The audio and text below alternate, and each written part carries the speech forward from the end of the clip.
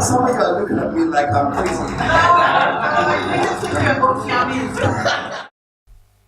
Ghanaian Brit comedian decides to go to London's biggest radio station and do a joke rap freestyle.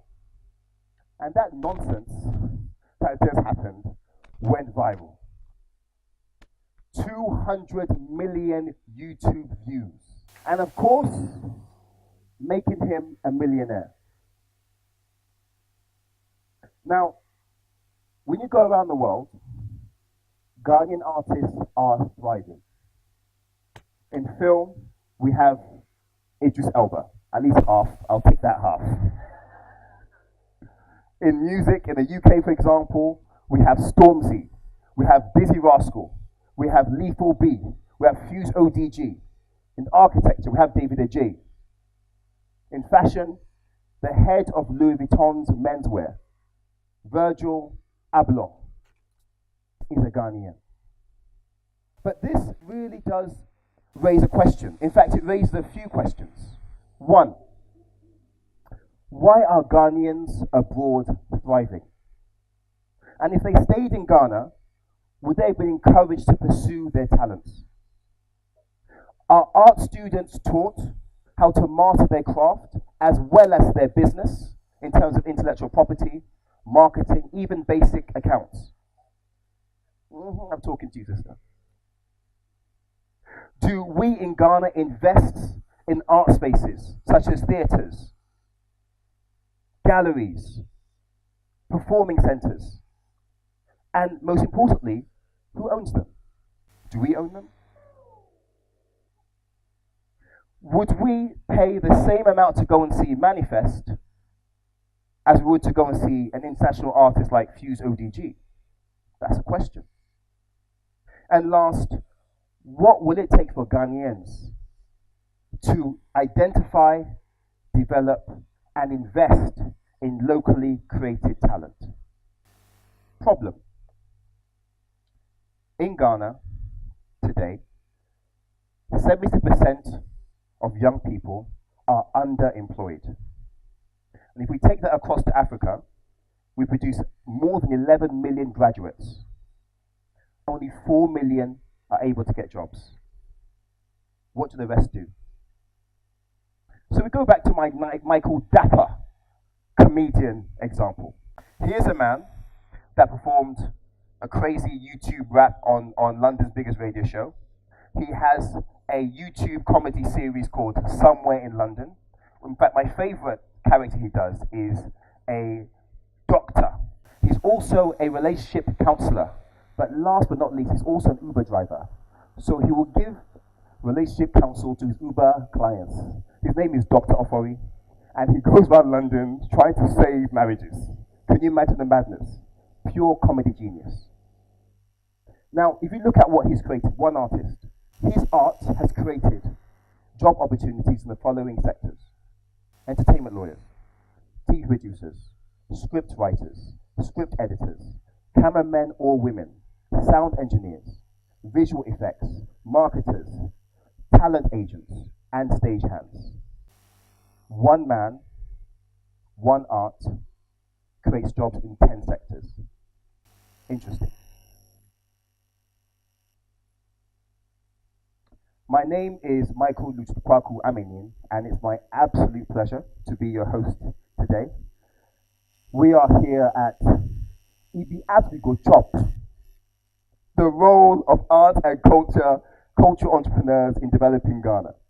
We have some of Ghana's leading artists here to help us explore what is holding Ghanaian artists back and how can artistic entrepreneurship be unlocked to take Ghana beyond aid.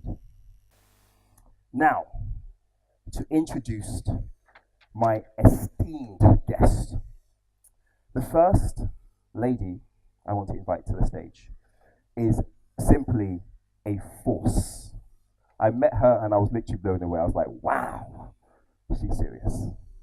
She's an interior designer, a fashion designer, a art aficionado, also a guest TV personality judge. She's been on many dance competitions and pageants, and won many awards for her creativity. But she also spends her time mentoring upcoming designers and artists. So really is giving back to the community. Ladies and gentlemen, a rousing applause for La Reine, the Queen, Bea Arthur. Bea, please come and join me on stage.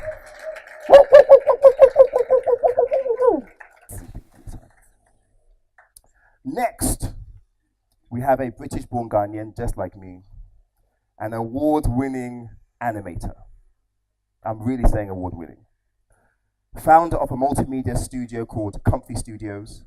Her film, such as Imagine, have won Golden Movie Awards, and even her film Black Barbie which starred one of my favorite actresses, Amma Kay. She's amazing. It has been screened at over 40 film festivals around the world. Ladies and gentlemen, the always persevering Comfort Arthur. Round of applause.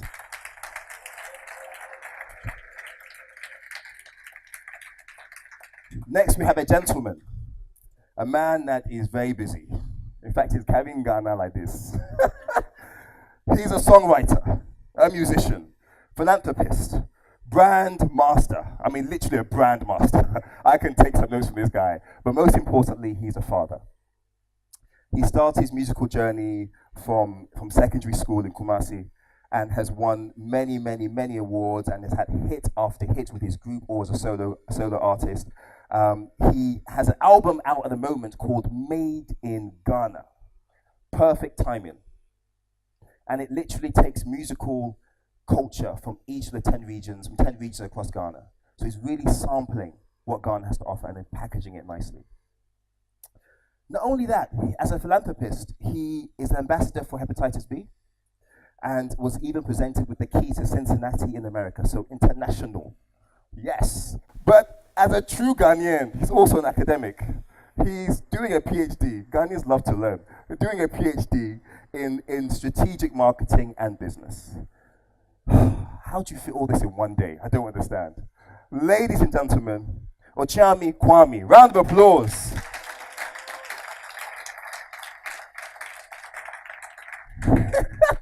Your head is, don't worry, I'll hold your neck. Next, we have the previous Deputy Minister of Tourism, Culture and Creative Arts. She's also royalty, she's actually a Queen Mother as well. She's worked in creative industry for over 3 decades, as a writer, as a poet, as an actress, as an entrepreneur. She's also a veteran producer, having brought to the screen a program called By the Fireside, which is an African storytelling program. She too has been honored internationally. She was given an award by the City of Philadelphia for her works, especially in the art space. Ladies and gentlemen,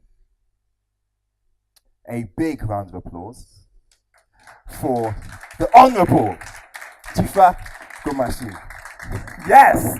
Own it, work it, work it, work it, work it, work it, work it. So firstly, ladies and gentlemen, thank you so much. I've given a little brief introduction about yourselves, but I thought it would be good for you to speak about bits I might have missed out, but also what inspires you. And I have 3 questions. The first is, what did you want to be, when you grew up? Was that changed? Second is, what drew you to your artistic discipline? And last is, if you have to go chop, what does that mean to you? I wanted to be a lawyer, maybe because I loved reading, and a lot of the things I read had a character in it that was a lawyer. I don't know. But I failed my first O-level exam. So the law just flew through the window. And by the time I rewrote the exam to go to the university, I discovered that it was fun dancing on stage. So when I was 9, as far back as I remember, when I was 9, my mother said to a neighbor that, Miss Odro, leave this child of mine alone. This one popped out of my womb dancing. And for me, that was validation that my mama loved the fact that I loved to dance. So when I got the stage at the Art Center in 1984, I thought that, well, goodbye law, welcome dance. But I also discovered quickly that if I was to remain a dancer, I was probably going to be dancing and not have anything in my pocket. Very true. That is a story Very true. of the industry. So in that space, I think that the arts found me. I didn't go looking for it, but it found me because I came out dancing, but it was when I was dancing that I discovered that I could act. And then I had opportunity to produce by the Far Side and other productions, and my passion shifted from the stage or being in front of the camera myself to producing and watching children unearth or discover a talent that's been scripted and given it life. So that passion took over, and I remained there for a bit till I got tired of that again and moved on. So I have a very restless spirit where I'm always trying to find something else to do in addition to what I already have. So I still dance. I'm not paid for it, but I do it for recreation. And well, the rest is history. The rest I think you know. Yeah. The second one is what drew you to your artistic discipline, dance? Dance drew me to it. Yes. And you said, sorry. What's Ibiatu chop? What does that mean to you? For me, it's not go chop. Ibias at the chop. Hey. At the chop culture. If you say I go chop, it means I'm thinking about going to do that. But I mean, really, from 1984 till now, you've been here at the chop. Yes. I'm not about to go and learn how to be a nurse or how to be a teacher. I have to. My patience level is so small. I'm not sure that I'm cut out for teaching. So it be art at the chop. So everything with art, everything with culture, everything with creativity, I've been chopping, and I have no intention of stopping. Amen. Thank you. Oh, what? Lyrics. So I think I've answered the question. Yes, Not so. You have. Thank you. Thank you so much. Ochami Kwame, please, can you answer those three questions? You know, when you were a child, what did you aspire to be? When I was a child, honestly, I aspired to be nothing. Wow. Because this is my father, who is a chartered accountant, that wanted me to be an accountant. And then my mother wanted me to be a teacher. Hey. And I was born dyslexic. Oh. So I couldn't learn anything. And all that I used to hear was that you are dumb, you are stupid. So when I was a child, I was just waiting to grow up to be dumb and stupid. Yeah. But when I was 6 years old, my mom taught me a poem. Me abofra. Oba de abo me afra mpanimfo. Me abofra nti, me se me yodehye. Ene me nsanka, me nanka. Sa abrabo be diu, abrabo be mro, me mfa nyaga. Fi se edua busi kwan a anoma mfa ho. Ne ensuo ye no wia beye. Ensuo abro nkyene, enku sre. Aboaju wanku, owia bebo na me da asen. Thank you. So I was 6 years old. Wow. And I moved from house to house reciting this poem. And the poem was so deep that and this thing is happening in Ashanti region in Kumasi, that most people didn't understand what I was saying. So they were so fascinated by the way my oratory skills that they would call me from house to house every day. I became popular at 6. So that feeling gave me a certain sense that when I grow up, I will speak when I grew up, because I remember the satisfaction that the poetry gave my audience, and it put me in such a special place. This is a boy that cannot say his ABCD, says MNOP, then I say MUNEOP. You know, with my father I've studied in Rome, and he could never understand why his son could not say MNOP at 6. You know, so they didn't know what I was going to become, but I always knew that I was going to be a poet. Yes, because of that poem. Amazing. Yes. Amazing story. And I think that touches very much on the second question, which is what drew you to that artistic discipline. So I won't answer that question. Yes. But what does this title mean to you? You know, It be art to go chop. Yeah. You know, about a year ago, I gave a speech at the art school.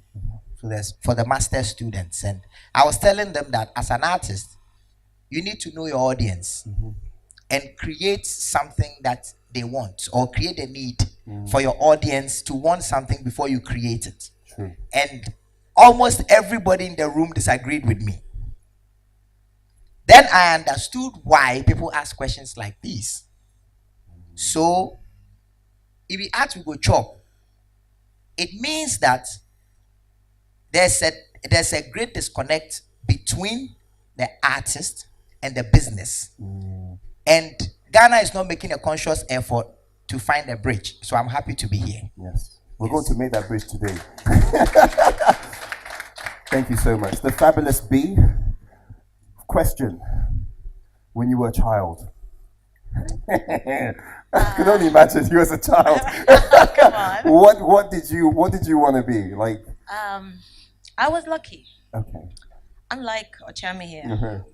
my parents told me I was brilliant. Oh wow. They Okay. told me I was smart, that I could do any job, which means even jobs that were perceived to be for boys. I was told that I could do them. Wow. Therefore, that this kind of positive reinforcement, I think, Yes, is yes. it's very crucial for children. I adored my dad, and I thought he looked so handsome in his white overall. He was a doctor, walking around. I'd go with my mom sometimes to visit him at Ifi Nkwanta for one reason or another, and would see him walking, in the corridor in his white overall and the stethoscope, and he was tall and dark, and all you see the nurses running around him. So I said, I want to be like that, So in my mind, I was sure that I would grow up to become a doctor. But because I loved dancing, singing, and in my house, there was a lot of that. My dad loved Johnny Nash. There was all, yes, choice. yeah. So there was always, music. He loved the other one, what's his name? It will come later. So I made up my mind that in the mornings, I will go to the hospital like my dad, but at night, I would wear long, glittery gowns, and I would be on a stage, and there'll be all these lights on me, and everybody would be applauding for me, and I would be an absolute diva. Of course, I didn't understand that you couldn't do both. A mortgage will kill that idea. Just letting you know. Yeah, so I was encouraged. Yes. And that for me is I think it's crucial that we don't kind of like assign certain professions to boys and girls, Yes. And the fact that you're told you're clever, you're smart, I must say that apart from the fact that I am smart, the fact that I was told I was smart made me ambitious. Yes. So in class, I always wanted to sit in front. I was often amidst the boys because they were not scared of math, and science. So I became a bit of a tomboy, to be honest, So I think we've covered that question. Yes. How did I become a fashion designer? Purely by chance. Okay. Purely by chance. I had no intention whatsoever of becoming a fashion designer. I just loved fashion. So it all began with me trying to bridge, that gap between ultra-modern European clothes and super folkloric African clothes. There wasn't really anything in between that a young, funky, fashion-loving person like myself at the time could wear. It was too much. It was either, you're wearing kaba and slate or bubus with kilometers of embroidery. You have to kaba. It was too much, and not at that age, not when you're in your early 20s. You don't want to dress like that unless you're going to a funeral. So I just started customizing my own clothes, just like I would actually go to tailors and ask them, listen, can I get some pieces of cloth that you don't need, just scrap, just give it to me, and then I'll see it. And I would just sew it onto my little tank tops, or I would buy something in the market, whether it was new or old, didn't really matter, it could be jeans, and just sew it on. And I realized that every time I stepped out, somebody would say, oh, that looks great, where did you buy it? Where did you get it? That looks really nice. It It was like that in uni. Everywhere I went, everybody wanted to know where I got the stuff. So when I did try after university, I actually read sociology, linguistics, and Spanish literature. Nothing to do with fashion. You are smart.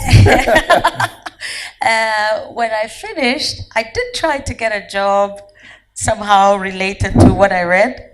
It was very difficult. Even an attachment with one of the UN agencies was virtually impossible because I'm multilingual. So I was kind of hoping to get a job there. It was impossible. And before I realized, I said, you know what, whilst I'm busy, trying to get a job with one of these organizations, let me do something with my life. And somehow fashion brought itself to my doorstep, and the rest is history. Ibi we go chop is a completely oxymoronic rhetorical question, because art permeates absolutely every aspect of our life. We chop and finish. You get me? There is no economic sphere where there is no art. It's not possible. Even if you're a mason, you gotta be an artist to lay that wall nicely. If you're a beautician, I don't know, even when you are sweeping, do you see that people sweep in designs? Do you know they make patterns in the sand? Do you know what I mean? And they dance as well. Have you seen women peeling oranges? Yes. Do you see the patterns they do? Absolutely. So now you tell me, in which profession is there no art? In fact, even if you're an economist and you can't think creatively, you're doomed. And that's the role of art. I'm going to stop you there. Stop me there. I'm going to stop you there because Comfort, I want it's to your ask you turn. a question linked to that when we open up. Sure. But, Comfort, talk to me. Good evening, everyone. I have to be careful with how I talk about my childhood because my mother is in the building. So There'll be Quincy. I don't want to, I have to filter.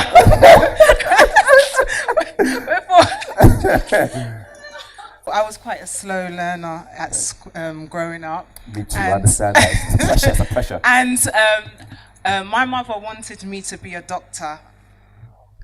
She wanted me to be a doctor, but I wanted to be a teacher. Oh. But if those that haven't been to secondary school in England, when you get how the rowdy students are, you will not want to be a teacher. Because when I got into year 9, I was like, no, I don't want to be a teacher. You can't beat the kids. I couldn't deal with that. Yeah. But I was also, even though I was a bit slow in school, I was quite hardworking. So people thought I was smart, but I was just very hardworking and trying to, work hard. But I was one of the only girls in arts in secondary school that was good in art. And everyone was like, when there was a project that we had to do drawing, everyone would be like, oh, let Comfort do it because she's good. And so that was what, inspires me to push me in, to go into art. So I did my A-levels, just art. Everything was art. And my mom was like, oh, my daughter, just do something academic, please. I was like, nope, I'm doing drama, I'm doing art, textiles and art. And so she just said, one thing about growing up a child in England, you just let your child do whatever they are passionate about. So I think that's when my mother realized that she's not gonna do medicine and that dream has passed. And so I just carried on doing art, and I just eventually did a BA in art, and then I did an MA in animation. So it just was a straightforward graduation. And the last question for me is, when you look at a title like this, what does that mean to you? Especially having one foot in Britain, one foot in Ghana, and actually you're fully in Ghana now, let's be real. What does that mean to you? Because when I heard this thing, the first thing was food. Standard. But with me, because food is something that we survive on, and just the same thing with art. Like with me, art has been everything for me since day one in terms of surviving. And if I'm not doing art, I'm not a happy person. So it's all about my passion, and also, as again what everyone is saying, the business side of art. It's important that we as artists also understand that we have to be business minded as well. So yeah. Absolutely. When you look at Ghanaian society, you look at Ghanaian businesses. If there was no art, what couldn't we do? Does art play a role in everything, or are there sectors where they aren't? And actually, do you think people understand that or not? Yeah, I think I'll start from that. Yes. I think the issue is rather the fact that people don't understand, even when they're indulging in an artistic activity, they're Yes. not even aware. So I think that is a shortcoming of our education system, where we seem to think that artists are portraitists, weird people who do sculpture. Shush. No, yeah, I think we need to expand, we need to explain to people that art is everything, that art is life. There is no life, there is no society without art. So therefore, you can't say, what would the society be if there were no art? There would be no society. Wow. Wow. It's as simple, it's as simple as that. You know what I mean? So the problem lies in our understanding of art, where probably in other social contexts, it's virtually given, that idea of art is given to the children already with the breast milk. Whereas here, we were talking when we had our initial meeting. The issue, I don't think it is a problem, but I prefer to call it an issue, is because traditionally our African art was sacred. It was kept in the dark. It was kept somewhere in a shrine for particular occasions and rituals. It was brought out by the chief priest or whoever for, particular occasions. So yes, we revered it, but it was something that was sacred, scary, and it hid somewhere. We didn't grow up back in the day, I'm talking about our forefathers, with art hanging on all our walls. It wasn't like in Europe where churches were built and the church was commissioning, the church was telling Michelangelo and Da Vinci and Raphael to paint all those amazing paintings. And it was hung there, and people were taking in flocks to church or were invited, or I don't know whether they went, by their own will or not. But bottom line is, they were bombarded, they were surrounded by it. So it registers in the subconscious. It's part of your life, seeing art around you. We don't have that traditionally in our context, okay? And then what happens is later, when we switch our traditional beliefs, where we're told that even our art, which is sacred, is all vulgar stuff, or it's all related to dark, voodoo, whatever, then a European form of art is sort of imposed on us, which is sort of kind of like alien. And so we go from not having art at all and then now trying to emulate something that is not ours. So there is that missing link. There's also an issue with, if we're talking purely about fine art, it's always been considered in our, I don't know what's our part of the world, or specifically Ghana, that it's better to be a doctor than to be an artist. It's better to be a lawyer than to be a dancer. You know what? It's better to be a chartered accountant than a poet. It's not prestigious to be an artist. Until recently, it's never been, because until we have people like Kofi Setoji, my beloved Kofi Setoji sitting right here, who's been to all over the world, and all those amazing people who's made us proud on the other side of the world. That's again another problem. People have to go and get fame and glory and accolades out there before we see their value here. And that's another issue that I have. That raises a question for me for comfort, in fact, because maybe we don't see there's the elements of art in Ghanaian society that often get overlooked outside of the music and the paintings. You're an animator. Yeah. I mean, that is probably not the first thing I think of when I think of art. I think it's IT, to be honest. Yeah. When you analyze Ghanaian society, what are the hidden aspects in art that are often overlooked and actually show great promise if developed? Animation. I mean, animation right now is is still at a slow pace build up in Africa. A lot of people are valuing it, but it's still, you know, if you look at TV now, how many animated cartoons do you see for kids? You know, I have two little nieces and nephews, and one time when I was visiting my uncle's house, they were watching Tintin. Tintin, which is foreign, is the characters are white.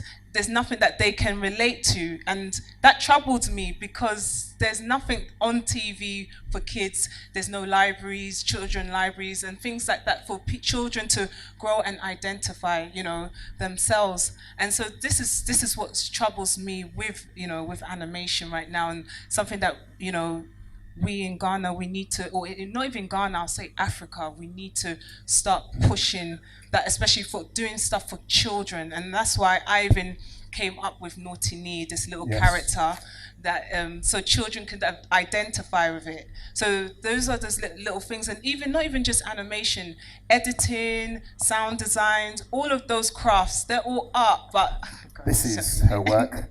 I've seen some animations, and again, it's really good to imagine a Naughty Nee, you know, getting up to no good, and so this is the kind of stuff you produce. Yeah, amazing. But it's important that we have these contents for children.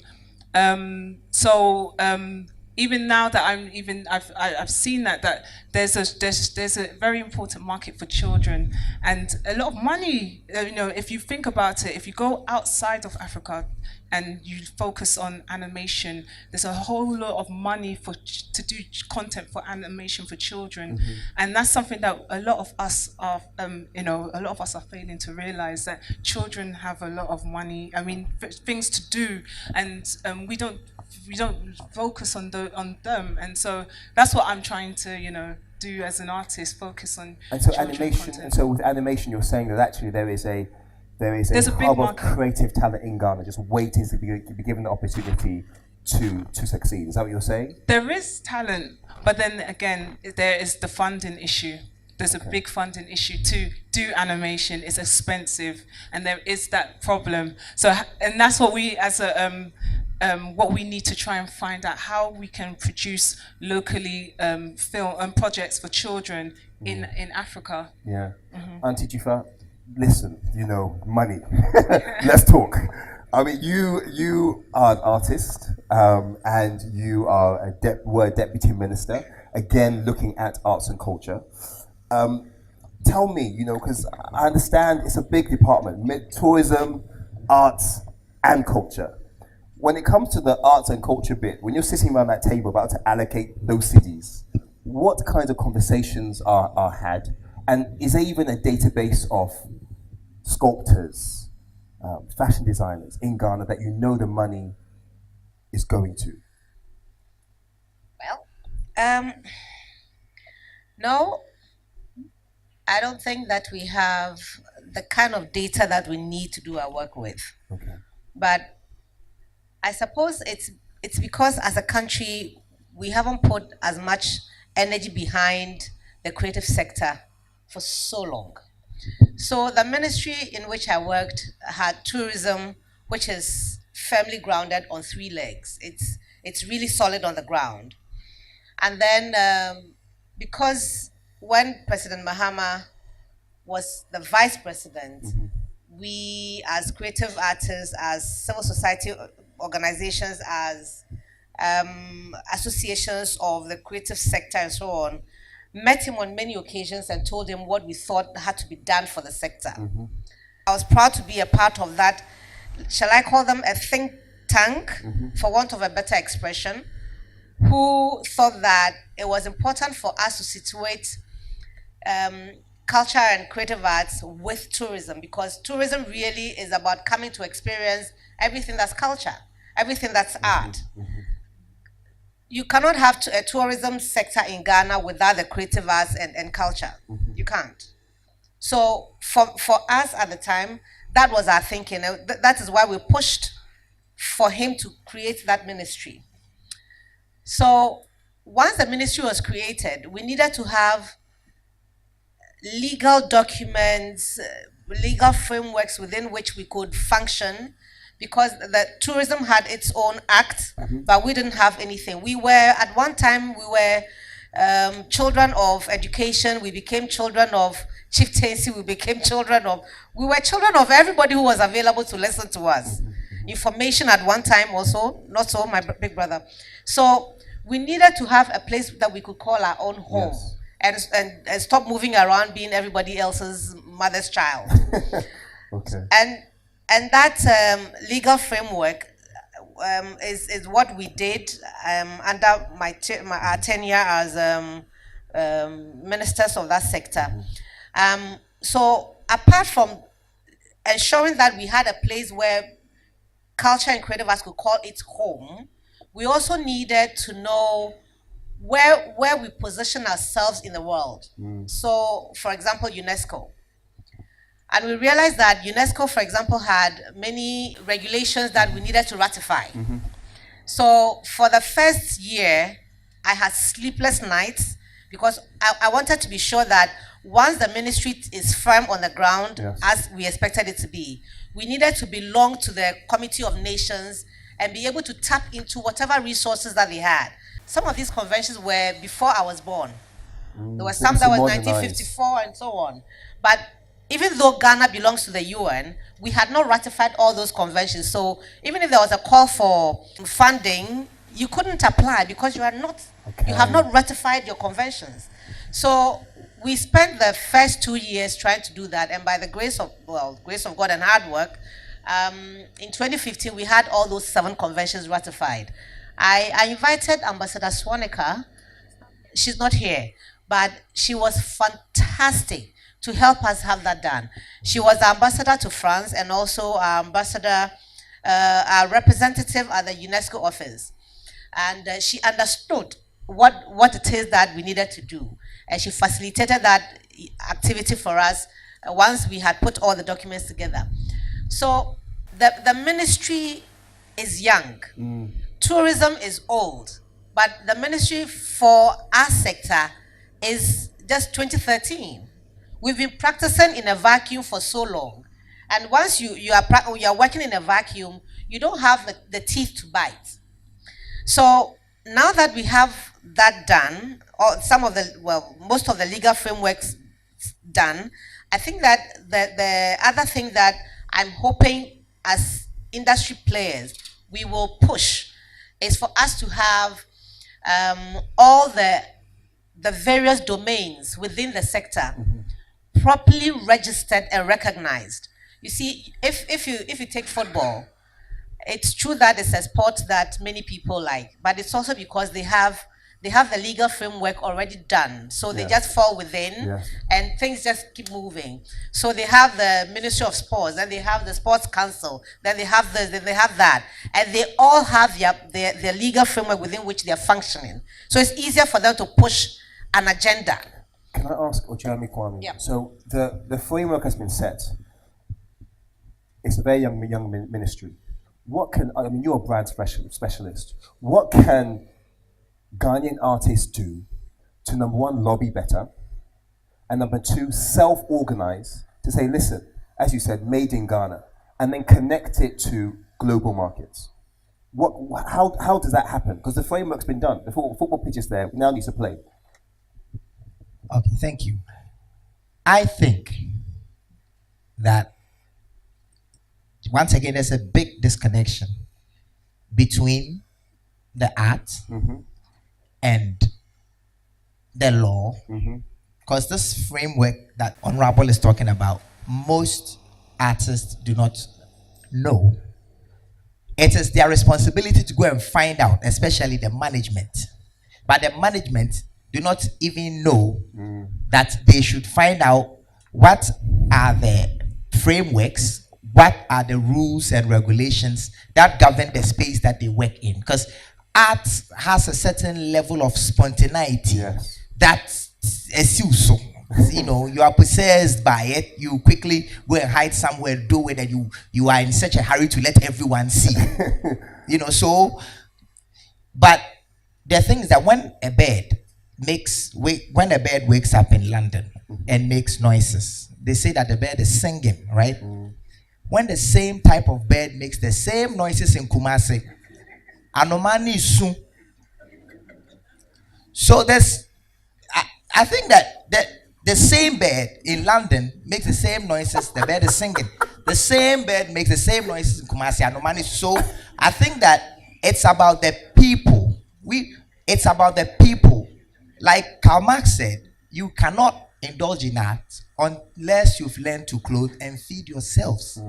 So yes, we have the frameworks, but I have been in the same room with top politicians. I mean, I'm talking the Minister of Trade, and I'm talking to the Minister of Trade about copyright, about we need to push copyright, because we have this LI, people should know, marketing budget, this, they say, oh, Chami, there are people here in Ghana who have never heard the word hospital before. People are still going to school under trees. People, we do not have money for the essential things. Why are you talking about art? When you are hungry. But let me, because I know you have to go in a few minutes. So yes. More in the fact that when you talk about that, people are dying, people are hungry. How do you connect to say, listen, this singing, look at my supply chain. The guy that makes a CD, the guy that uploads it, the guy that markets. You see what I'm saying? How do you make yourself be heard? Exactly. So what I'm saying is that we need to find artists now who have PhDs. We need to find artists in parliament now. We need to find artists in developmental positions who can now begin to say that, hey, look, this is what we do. These are the figures. This is the amount of taxes we pay. This is, so we need to push that angle. And then it also begins with also the fact that we understand, I'm speaking as a musician, we understand that what we create, whenever it's disruptive, it gives us a lot of buzz. And with that buzz, we take whatever we can. But we need to understand that if we are going to be heard, if we are going to sit at the table and speak about, say, the cultural bill, the person that you are sitting with must have the same amount of respect that you have for a doctor or an accountant before he can sit at the table and say, Ochame Kwame, I can talk to you about a cultural bill. So I think that for us to be able to interface it, we need to first go back to where did we go wrong. The artist or the musician will sit under a palm wine tree and play his guitar for a calabash of wine. And then he will grow old and die poor. Then he will become the benchmark. So the next time my son says, I want to be an artist, are you stupid? So these are the things that we are supposed to do. So I am speaking from the first concept is role modelism. So we need to have the Sarkodis, we need to have the Swanikers, we need to have the painters, we need to have the singers, we need to have the Oswald Watsons, we need to have the bees, we need to have people being able to now show the world that this is what we do. We are not disorganized, we are not irresponsible. Now, once we have done that, then we can begin to interface with the world, because we are looking at how to take the arts into the world. But once the cup is not full, it will not spill over. Yes. So we need to start at home. I think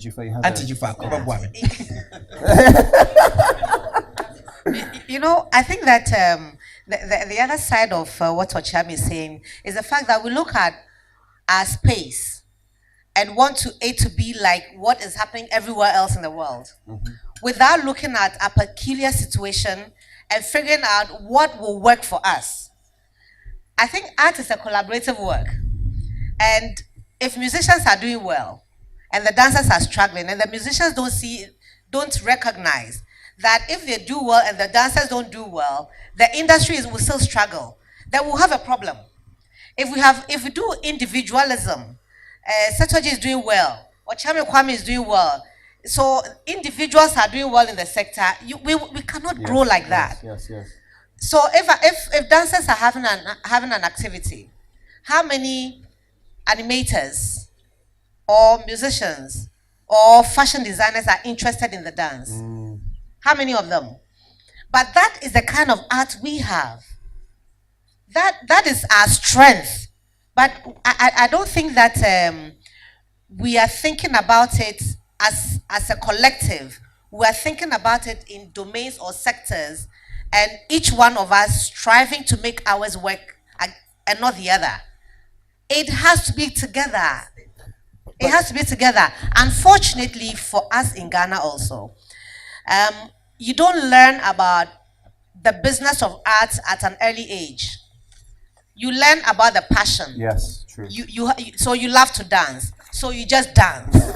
All then, day. Yes, and then you find yourself in the School of Performing Arts, for example, and you do dance. And then when you do dance, what do? If the, I know. You don't. If the education ministry does not absorb you into the teaching field, where some amorphous thing that is called cultural, is it cultural studies still? Yeah. If you don't get to teach, then what do you do? What do you do? If you go to NAFTI and you leave and you don't get employed by the media houses, what do you do? We have not created platforms for individuals to do well in those domains, and that's the sad part for me. Sitting in the ministry and asking myself all the time, can the industry people see me? Do they see me in the ministry? Do they recognize that I am there because we are there? What did it mean if we sent invitations to the domains, to the institutions, and we said that we're going to have a meeting with industry players? Come and see the document that we are putting together on your behalf. Yes. You go to the room and there are few people, and then they give you suggestions. You go and work on it. Then you call them to come back. Then new faces come. It's There's no continuation. Oh my gosh. There's no continuation. It's so tiresome. So it makes the work so difficult. And little And progress. until we bring our minds to it that we are in this together, we need to make it work. The ministry can sit there and it will not be able to work for us. Yes. Because we have not become a force to reckon with. You haven't created a We have not created that collaboration, yes, a cooperative. absolutely. And so, Ochiami, talk to me about that. Like, why hasn't there been unity? Ghana, look at the culture and arts we have. For places where art develops, like Ivory Coast or Burkina Yes. Faso, the government has a G2B, a government to business, or a civil society that is responsible for making sure that the young, inexperienced, passionate artists who are now coming into the circle to come and push the old, experienced artists out of the circle, they are coming with the same knowledge or the same experience that the ones who are moving out have. So for us, there's nobody who is, like she just said, there's nobody who is bringing the artists together to sit down and dialogue. There's not a single diploma course in the whole Ghana that teaches art management from Tumu to Accra. In the north. Exactly. So so all these things will come out. So before I know some of the things that I'm telling you, I have made mistakes. I have tried. I have fallen a million times. So I think that it is time that we make sure that, for example, when we set up the Ghana Arts Council, which is responsible to bring the actors, the painters, to bring everybody together, copyright lawyers, bring everyone together, and then have a budget that makes sure that they work. You know, the Ghana Art Council has been set for almost 2 years now. I have not had an invitation that I should come and sit down and sit at the table so that we can have a discussion. Never. Like we've said, it's not about individualism. Yes. It's about bringing the people together to increase consciousness, and then because the structures are easy, they are there. If you put an amazing picture of yourself in a kente online and you boost it, and you have amazing content with it, the world will see it. Yes. Now it's not that difficult. It is easy, but it is not something that you can do by yourself. Okay. You need to do it as a group. And the number of times that we sit down with myself, Manifest, SAC, we call each other and then we inspire each other. We know that we are working in a strange space, but what can we do as a group to now have a strategy to go to, say, South Africa and do something together? World Cup time, myself, Samini, and other artists, we bought tickets and went to South Africa to go and make Ghana count. So those things happen. But I want to think that until the government decides that she is going to play a role in this very disorganized sector, what we can do to improve our situation will come from the concept of role modelism. Individuals like Abedi Pele and CK Akono must become millionaires for people to trust that soccer is an interesting sport. My thing is, government has never, ever innovated. Ever innovated. Even you go to England, never innovated. They never innovated. They're not designed to be innovative. They're designed to try and just manage. Do you see? So you look at England. The reason why the private schools are called public schools, you see, is because it wasn't actually for the public. It was a small group of people that got to go to school and they said, wow, like, let's make this free, and they made it free. Same in hospitals. You go to England, you see hospitals, free hospital, because it was never free before. Government made it free once they took that idea on board. So in Ghana, how do we take these great ideas, get the private sector, the artists together, and get the government to say, listen, the pastors have done it with the National Cathedral. We still don't know how much it cost. We still don't know how much it costs. And you've looked at the list, the supply chain of artists in Ghana. I've said it, 1 person, 10 jobs. More. How do we get together and scream and say, listen, man's is making jobs, girls are making jobs? That's my question for both of you. I'm gonna talk. I always want to talk about it from the animation. Yes, please do. Point That's of your view, experience. because I what we've been hearing now is a bit, the negative sides of Yes. stuff, but there have been some positives in, Yes. especially with the animation side. We've started forming a network called the African Animation Network, Wow. it started off with a colleague of mine from South Africa, and he realized that all the animators are scattered all over,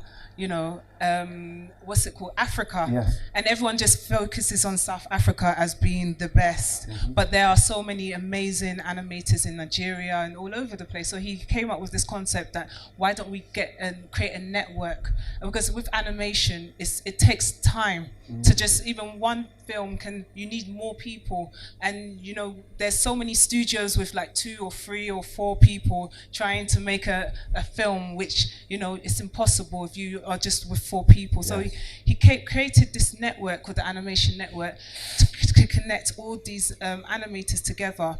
And we realized that, if you want to pitch your project, you have to go and pitch it outside and get the funding. So he's created competitions. So a pitching competition, and the winner goes and pitches it to a festival in France, which big broadcasting companies such as Cartoon Network and stuff like that. And last year, a Togolese lady, she won that pitch, and she went all the way to France, pitched the project, and she got money for it. Yeah. So these are little things that are being done. I'm just trying to show the positive sides, because a lot of you are like, today we're hearing all these negatives, and I want to just say that it starts small, and there's these small things that are happening. But again, there's the problem with unity, because I would like to say this, because I work for them. I've been trying to get Ghanaian animators to bring their projects, and they're all quiet, and they're all, I'm chasing out, and I want you to, I'm Ghanaian, I'm trying to get your films to be shown in South Africa, but so many of them are just quiet. I say, I'll send it to you, but they don't. Is it fear? Is it a fear? I don't know, and I get disheartened, because then later on, when someone else is rising, it's just like, oh, but why is she or he rising? But I'm like, give me your work, and I'm trying to push it, because Cartoon Network it'll be a great opportunity for Cartoon Network to see it. And even we had this, the African Animation Network were behind the Cartoon Network Lab. I'm not sure if you heard about this pitching. Yes, and I was, posting it around, trying to get people. I don't know if if a Ghanaian project has been chosen yet, but these are just small things that are happening. And I don't want us to just talk about the negatives, but it always starts with something small. And so these are little things that we are trying to do, especially in the animation side of things. B, can I just add on that question as well? I mean, I have some stats here that say last year there was $9.9 billion spent on culture and art venues, buildings, infrastructure around the world. Yeah. And in North America, they were able to realize 100 projects. In Europe, 75. In Asia, 38. In Africa, 2. And which 2 are those? I can't even tell you. That's how hidden they are. 2. Just 2? And you as a fashion designer, travel around the world, multilingual. Yeah. Do you even have the space to put kente, put other fabrics, to put your designs, to give it, put it on the spotlight so people would say, wow, I'm going to put it on Instagram, I'm going to share it. I mean, that's brand Ghana. Are those spaces existing, or do they not exist? Well, I mean, if you go to a photographer, they have a studio, so you can create that there. You just come create your backdrop, take your picture, use an app or whatever, or Photoshop to tweak it, and it's out there. So that's not the problem. I think my problem is more where we can exhibit, the clothes that are utilitarian that we wear, and some of the clothes are more like art pieces.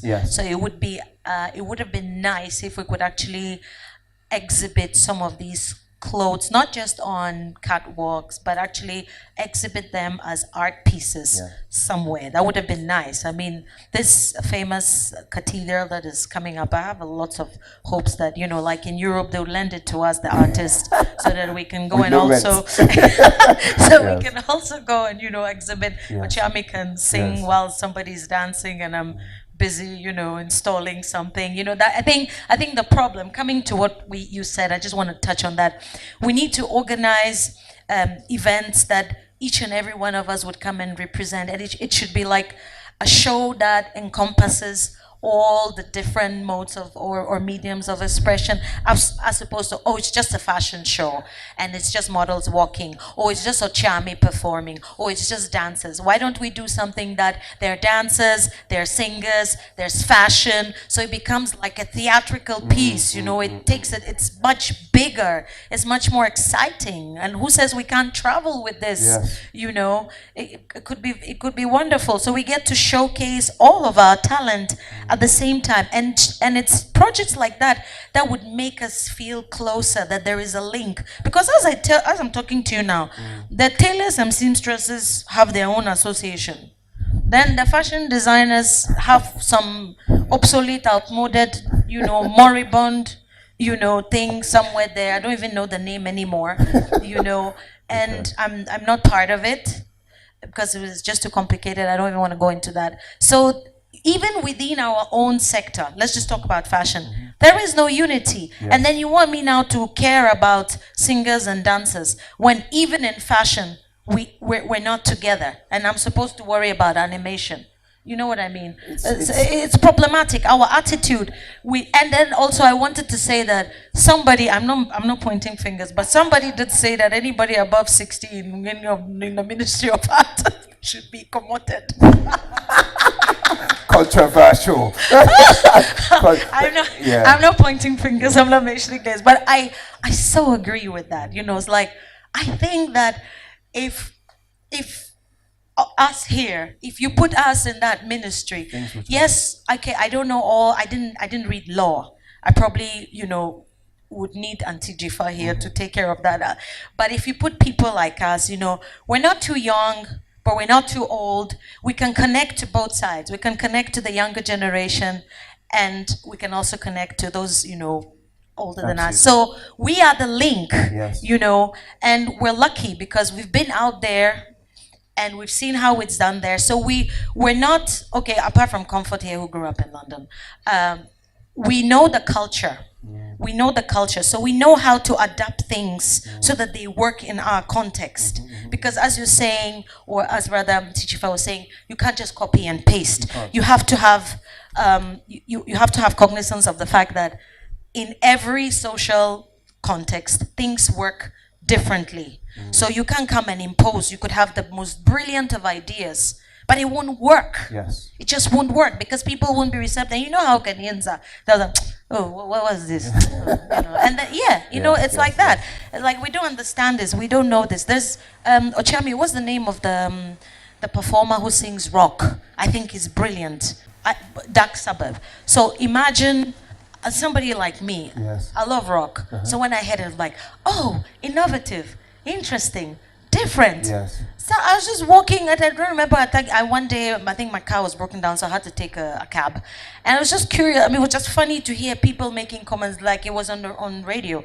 And there was like, what the hell is this? Like, we don't like this kind of music. This guy should go away, he should take his music to Europe. Put Ochiami Kwame back, kind of thing. So, you know what I mean? Yeah, which is good for you. Yes. But what I'm trying to say is that we're not really open, and there's another issue here. I'm sorry. We think Accra is Ghana. That's true. That's true. That is true.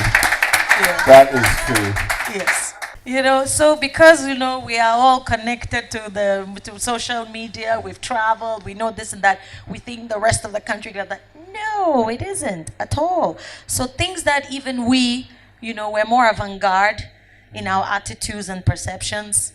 It's not like that for the rest of the country. So you can't just come. And when we talk of culture, we are not talking just for the capital, right? We're talking for the nation. So that's where you have to bring it to a level so that in Tumu, they can relate to it, you see. And for them to be able to relate it, you need to recognize yourself in it, whether it's the dance, the music. So it shouldn't be too far away. You see what I mean? So there are so many issues. There's cultural issues, there's attitude issues, there's funding issues, the government issues. The issues are plenty.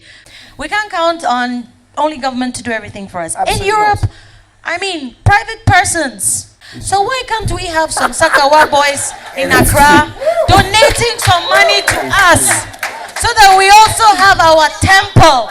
Because art is our religion. So we also deserve our own cathedral, if you know what I mean.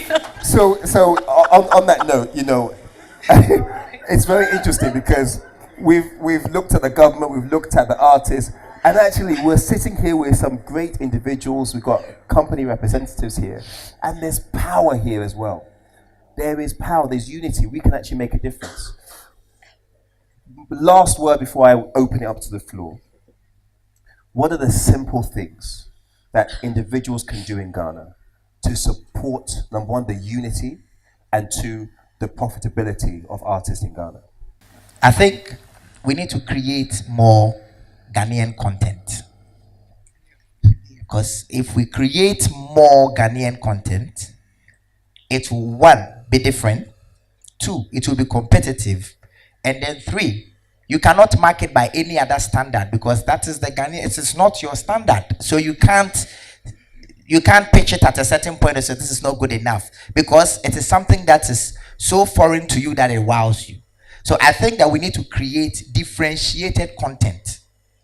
And whether we are together or not, once we are creating amazing differentiated content, the world will pay attention to us. So if government is not interested, and if business thinks that we are too disruptive, I'm going to pay this guy $200,000 and make him a brand icon. What if he smokes weed tomorrow?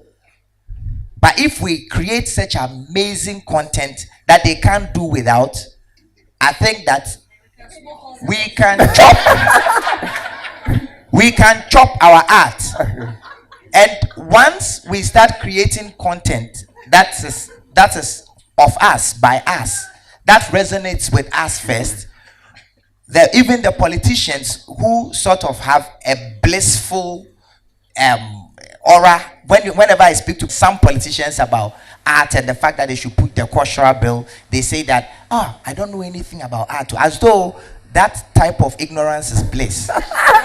So once we create something that they can identify with, there's no way they will not pay attention to it. Even though we do not have hospitals in Tumu, they will say, yes, we don't have hospitals in Tumu, but this man making this type of kente, or finding a way to reweave the mosque or the smoke or the fugu. No, let us pay attention to this one because it will resonate with you. So I think that is what we should do. Okay, thank you. Can I just say Yes. something? But okay, I love what Achami Kwame said, but how can you create content if there's nothing coming? For example, an animator wants to create a content, but there's no money to do that amazing thing. So how do you get that? Because I mean, get the money, the funding, and all that. Because it's what you're saying is true. We do need to have content, African, and content for But how are you going to get the money? Small. It's Start small. Because the government will not give you anything. Business thinks that you are an artist. You are mad. I tell you, when we are shooting music videos by the roadside, people stop and like, what are they doing? But they are going home to enjoy it. Yes. I have spoken to businesses. I say, how much do you pay for a commercial? How much do you pay to shoot a commercial? Say 100,000 Ghana. I say, give me 50,000 Ghana. Let me give you a product placement in my 5-minute video that you will not pay money on TV to show. They say no. Because they are afraid of an association with an artist. He is a madman. So the only way is for us to create compelling content, starting small. Forget about business is not interested. Wait until you have created an amazing content. When they come, then you charge them $100,000 for something that can go for 100 CDs. Yes. Pause. On that note, I would like to open it up to the floor. Okay, I'm Sherry Thompson. Very nice to meet you. Interestingly enough, in one of the projects that we had illustrators, we had music, and this was a social piece. This was on open defecation. This was on sanitation. If you actually tailor your content towards some of the social issues, you do get funding. You do get funding. And so we got funding, okay, to create what we call behavioral change communication. Yes. Okay, so you can start with a social problem that the government says we need to educate people on. And that is where you can get your money. Okay, so that's just solution number one. She's giving you the answer. Girlfriend, Yes. you see me in Chambers. We gonna talk animation. We are doing deals. Praise the Lord. Yeah, you did some prayer this morning. Okay. We're doing deals. I Amazing. am the Made in Ghana brand ambassador, so I literally work for everybody up in here.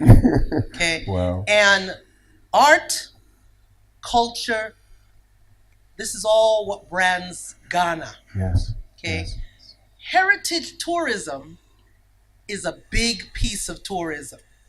African Americans come here, we're not trying to be seeing no doctor. That's not who we seeing, because that's not what we're coming for.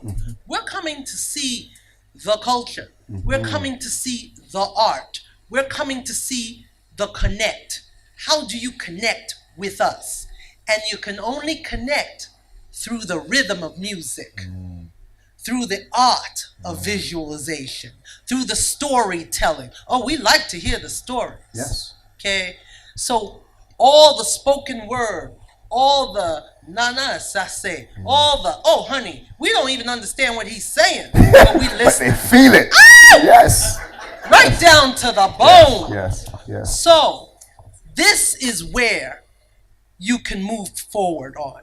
Next year Yes. is the 400th anniversary commemorative of the beginning of slavery, the transatlantic slave trade. Listen up, people. African Americans are coming here for your stories because your end is their beginning. That's the connect. And so whatever you need to do to express to global Africa. These are people in the diaspora, that they should be a part of you. They should come home. We are here to connect with you. And the only way we can connect with you is through your music, through your art, through your fashion, through all the things that you have to offer, because we lost that and we want it back. Yes. We're coming back for it. Yes. Have it here. Thank you so much. Thank you so much. And sometimes some of us as artists, I think some have identity crisis in terms of what they communicate to people. And just when I was thinking about it, I remember a few years back, there was an artist who was singing something Indian, right?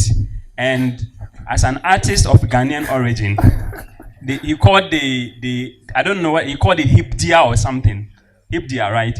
And he was singing and they were dancing Indian way. And I was like, if you have the opportunity as a Ghanaian to sing, how can you become an Indian? There's no way you can compete on the international front with an Indian, because that is imbibed in, it's already It's in about the person's blood. appropriation. So Cultural appropriation. that comes to the point that Ochiame Kwame was talking about, the content. I think we should look at what we can sell to our people and also to the outside world. You cannot be in Ghana and you are promoting American rap. I think it doesn't help. And then one thing I wanted to say to a point that Kwame said, you were talking about the Art Council not reaching out. My question is, have you also made an effort to reach out to them? You can also reach out to them. You don't always have to wait for them. Just like we are not waiting, you don't have to wait for the government. Sometimes we have to take the initiative and it will be in our interest. Thank you so much. When the ministers are around the table, Yes. and you talk about funding art and culture, forget tourism, what are the conversations? What are the mindsets? What are the questions? What are the comments that happen around that table? You know, as I was telling you before, you can't just, if you're competing with health, education, and so on, you can't get exactly what you want. But there's a start. The start is putting the structures in place, which is what we were doing. And in between that, you know, before the ministry, we had the civil society-based organization called Ghana Culture Forum. And we positioned ourselves to lobby the states to pay attention to the needs of the sector. So some money was released to the sector, and you needed to apply to the Ghana Culture Forum so that you can take the money.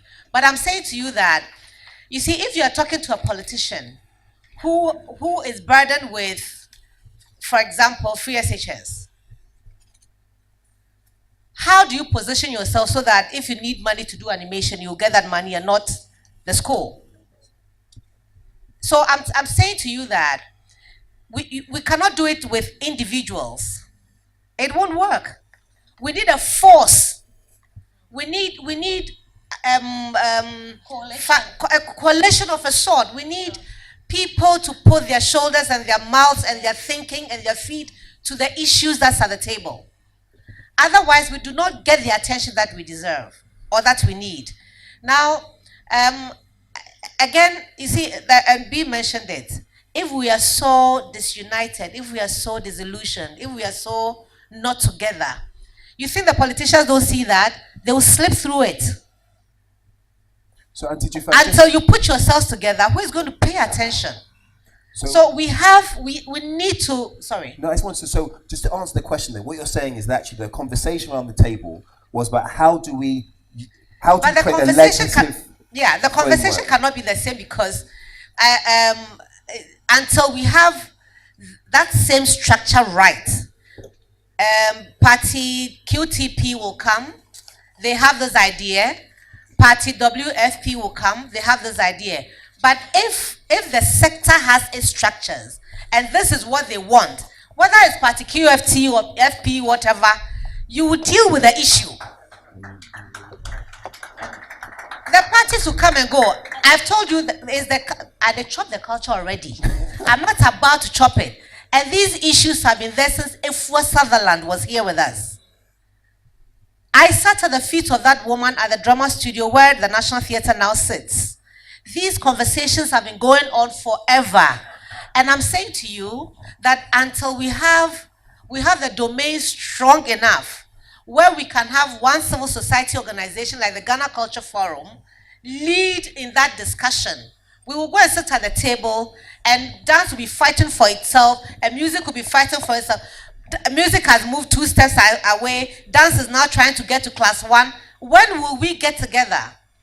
So I'm saying that, and for us to be able to get the attention of the politicians, there's some things that we need to do. Until we do that, we'll be dancing around it, and there'll be some of us who will position ourselves to dance with the politicians against their own. We will do it to ourselves because it's good for our party, or it's not good for our party. So I'm saying that as industry players, if we want to go to the table and be listened to, we must go prepared to take the table. And if there's no table, let's just get our table there and get them to sit around it. But how do you get them to sit around the table that you have brought if you're not that prepared? We've called people to meetings and they come with bread and butter. It's important. But your personal bread and butter or your domain bread and butter cannot take care of the sector. So the issues are varied, and we need to look at them holistically and pull each other along, pull each domain along. As soon as one does well and the other doesn't do well, and we leave the one that's not doing well, we are not going to be able to sit at the table to demand what is for us. But I think that if we are not strong enough, even the little that we were getting for the Ghana Culture Forum to disburse to artists will be taken away from us or will not come. So again, I cannot emphasize it enough. We need to demand what is ours. Sports does it, health does it, education does it. Why not us? When have you heard that artists have come together and marched anywhere to go and demand something that's ours? But when teachers need their money, don't they fight till they get it? Why don't we do it? So we need a model. When I was sitting at the ministry, I'm sure Chairman Kwame will tell you, I used to ask him, are you not interested in knowing whether I'm earning the salary that I'm being given? I used to ask people that you should be interested in the fact that I've come from this industry, I'm sitting at the ministry, and you're not seeing what you want to see. Why are you leaving me there? So we need to learn to fight for what's ours. So come to the table, come prepared. Go with the intention to sit at the table. You don't find a table, go with a table. But know why you're going to sit around the table. Thank you. Powerful. That's powerful. Yes, there were 2 questions here. I think we are skirting around a certain issue in the room. There's a big elephant in the room that we are ignoring. And all of the panelists have touched on it, and that is patronage. I personally think we put too much burden on the artist. An artist is an artist. We don't have a system of patronage. I'll put my research forward a bit here. I studied why buy locals don't work or why they work. I studied Ghana and South Africa. What I realized was that the only reason why buy local in Ghana is popular but not making money is because there isn't that core of patronage, that system of patronage. So I think that the patronage system has changed over the years. I mean, when at independence, Nkrumah was the biggest patron of art, state-commissioned art. At some point, that system broke, but there was no proper transition. And patronage has taken so many forms. There are international bodies, I think we need to understand the way it works in the world and find out how we can have this system or, that will support artists. Okay. Because I honestly don't think an artist would have the time to create and also do all of these things of marketing and running about, looking for, we just need people who... Can I take the second question as well? Please make it quite short. Ghanaians are very artistic people. I collect images on Trotro. The inscription, "See never dries." Put the mic That we never consider these things to be art, but they are very artistic expressions of our national psyche, of our aspirations, etc. And as we are thinking about high art, or art for a bourgeois taste, you also have to look at the everyday expressions Everyday of art, expressions, which okay. are often inspirations for the kinds of art that are exhibited at high forums like this. Thank you, thank you. Yeah, but expression of art is not in want, though. It's not in words. It's not in want. Oh, want. There's no lack of expression of art. We have it in abundance. But is it yielding anything for people to sustain people? That's the disconnect. Hello. I've been practicing art for the past 42 years, and I live by it. So it's not that what we could chop. I live it. I live it. Now, one of the problems that you are missing in this room is that the art is an industry, and it's the chain. Now, the artist will always work in a secure, small studio. But we need the art writer, we need the people who understand art to put it out to the public. The artist cannot be his own manager. You can't do that. That is why we are finding all this problem. So how are they training people to write about art? Who are the people who are the patrons? Now, we love the patrons because the chiefs were our patrons before. Everything that we do in this village, the chief is the one who says that, you know what, the next Yam festival, I want a cloth to be made for me. Then all the master craftsmen will vie for it, and then they'll say, okay, next year it is this person. Yes. And that's how our art has developed. But now we have art forms in Ghana, but all of them are dying. I work with weavers, potters, and all that. 5 years ago, there were so many people practicing it. But today, it is only about 5% of those people I met before. I traveled the whole Ghana just to see that this country in which I live, this is how wealthy it is. But if we forget that people have to write about it meaningfully, I know we have a school of journalism there. Are they training anybody to write about this form of art? I don't think so. Thank you. It's about developing the whole supply chain. It's been a great discussion. I've learned a lot. I've heard a lot. What I wanted to say was there is the need to create compelling content. That is what is missing, and I'm happy your chairman, Kwame, said that. Start small, small. Sometimes, yes, we focus on the fact that there's the need for the government to do certain things or put certain measures in place to create the enabling environment. That is being worked on.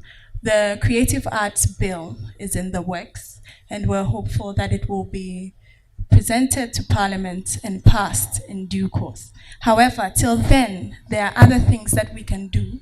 There's the need for there to be unity, as has been said. It's a very, very fragmented industry. But then going forward, there's been a rebirth of the National Folklore Board, for instance. We're responsible for the promotion and protection of expressions of folklore. Folklore refers to ways in which you express your culture. And the only way in which you can express this is through mostly the arts. So our doors are open. We've actually started having collaborations with private individuals and institutions. Mama Lou is one of them. We're working with her. And what we intend to do is create the enabling environment. Sometimes you may not need money, but you need just government support, or just to know that the government is there and supports what you're doing. Our doors are open, and we are assiduously working towards creating a better enabling environment. It may not be the ideal situation, but we're getting there. So let's all come on board and promote what is ours, because what is ours is beautiful, what is ours is great, and there is nothing better to promote than what is ours, because what is not ours can never be ours. Thank you. Thank you. Thank you. There's only one question that I would like to ask. Are they listening? Yeah, good question. Yeah, the government and whosoever, we want them to be on board with us, and those that who think they've made it with art and whatsoever, are they listening to people like us? I'm Newboy Josu and I'm a painter. Thank you. Thank you. I like those questions, short and sharp. Can I ask yes, no, please answer throughout the panel, please. what are you saying and who are you saying it to, so that you know whether they are listening or not. So no. So his question to us was, are they listening? Yes. And I'm throwing it back to us. What are we saying? Good question. Have we packaged what we are saying well enough for it to be received? Because you see, for example, when Mamalu was speaking, because of her background, she dropped a word that would have gone beep in her own country, in her country of origin. Well, it's mixed. Yeah. So if you're going to the table and you have not packaged what you're going to say well, they may hear you, but they may not work with it.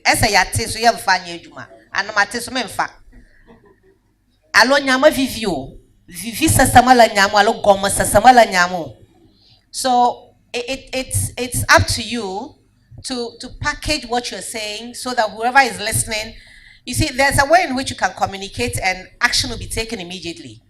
And there's a way in which you can be so, by the time you get to the table, if you are already fighting between yourselves, if you come, I know whether I do anything or not, whether I listen to you or not, you go out there, you can't do anything because amongst you, you are not strong. Yes. So I'm hearing you, but I'm listening, but I'm not hearing you. And that seems to be the disconnect. The other thing is that take a look at this room.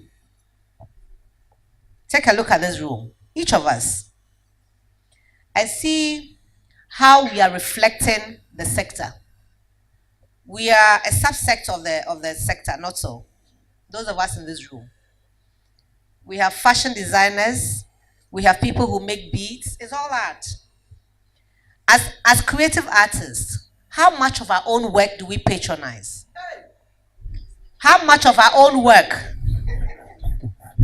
How much of our own work are we willing to pay for? It's true. If we as artists are not interested in anybody's work and we want to produce, who should come and buy it? If I make clothes and you don't buy the clothes, how will I get money to come and buy the music that you are producing? If you are making music and you're not interested in the person who is making the shoes with the fabric around it, and you are standing on the stage with, no disrespect to anybody, in clothes that are representative of some other country, we as industry players, we need to see what we are doing to ourselves and how it's either affecting us for the good or for bad. Before the state comes in, we need to put our acts together. Yes. We need to be interested in the welfare of each domain in which we are. I cannot emphasize that enough. Just take a look at this room.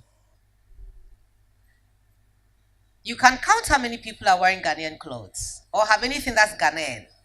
I am not saying that 24 hours a day, be like me and be wearing kaba and slates.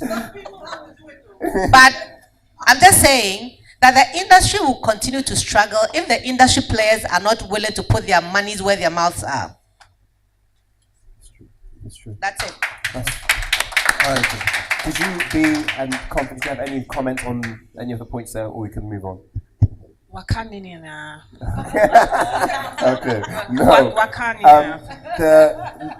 We don't need anybody to listen to us. All we need to let our industry thrive and grow is within us.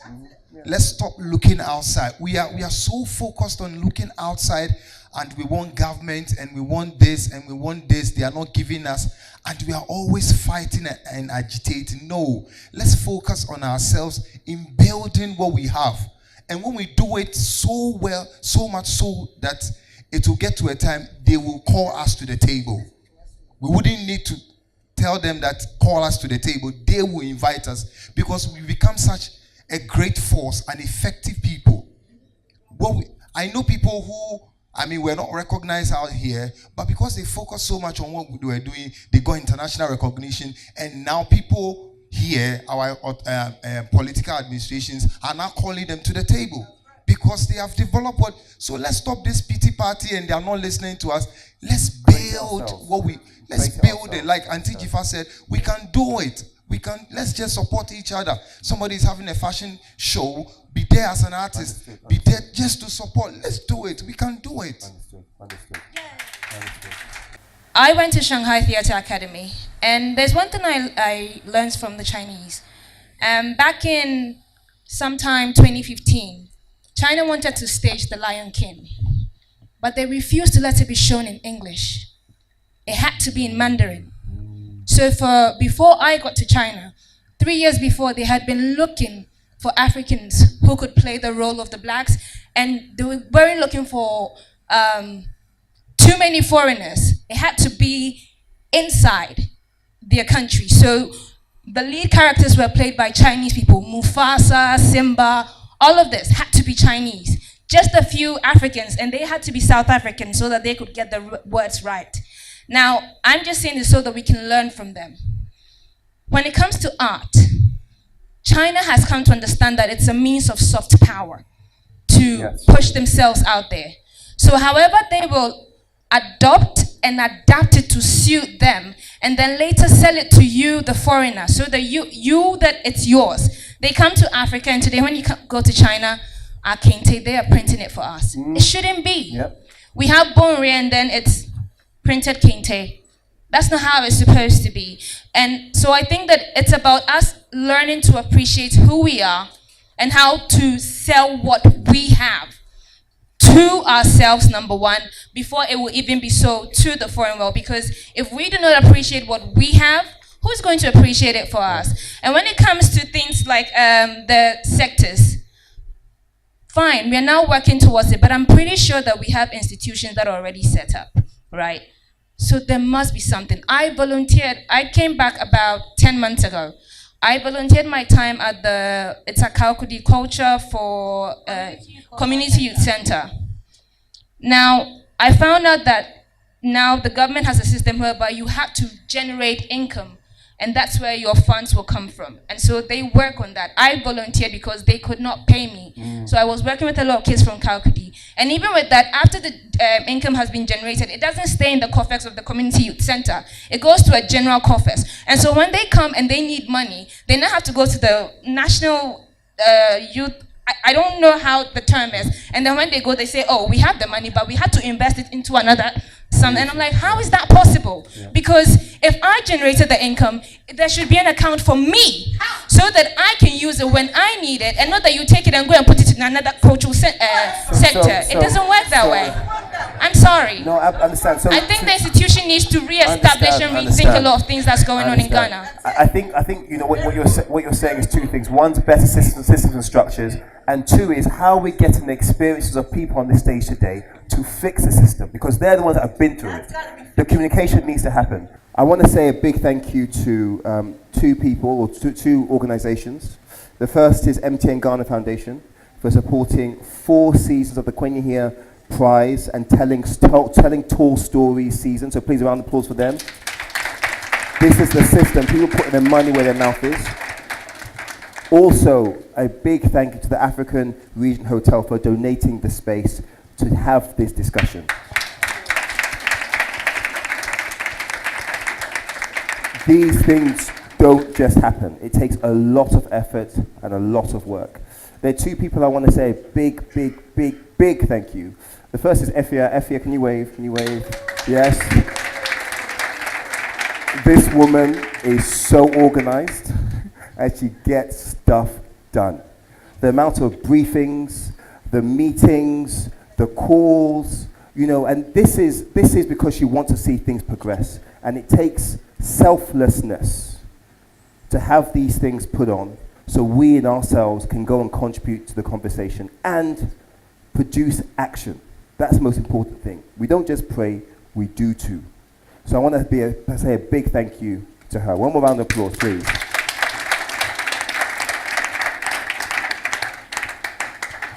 The second person is Elikem Lutifafa Kwenyihia.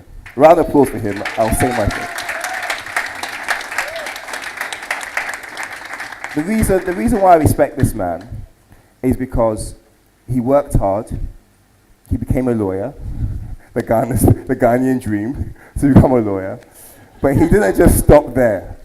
He thought, wow, where are the gaps? How do I use my time, my networks, and my money to create change? And not just create change like I'm going to have a nice house with nice art. No, he's creating institutions that long after him, people can contribute to, and that itself can create change. You can clap on that.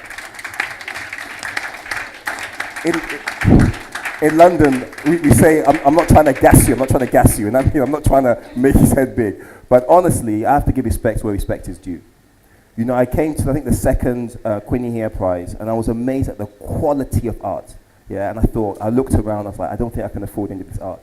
And actually I could, because it was great art and actually really affordable prices, and I got one done. It was amazing. I still have it in my house now.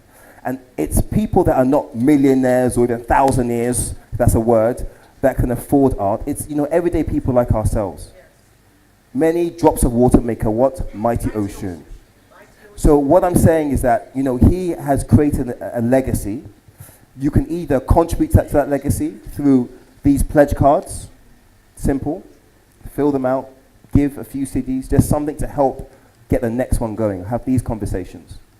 Or, as I keep saying, you can create something yourself, something that plugs into the system.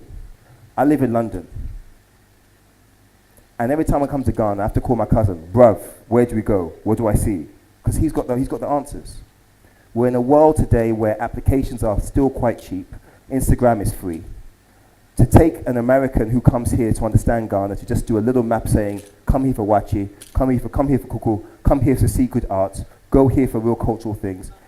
Do you see, these are the things, these are the things that will really help Ghana grow, because you can be local or international, but you're shining a spotlight on the people that are actually investing in themselves, their talent, and their entrepreneurship.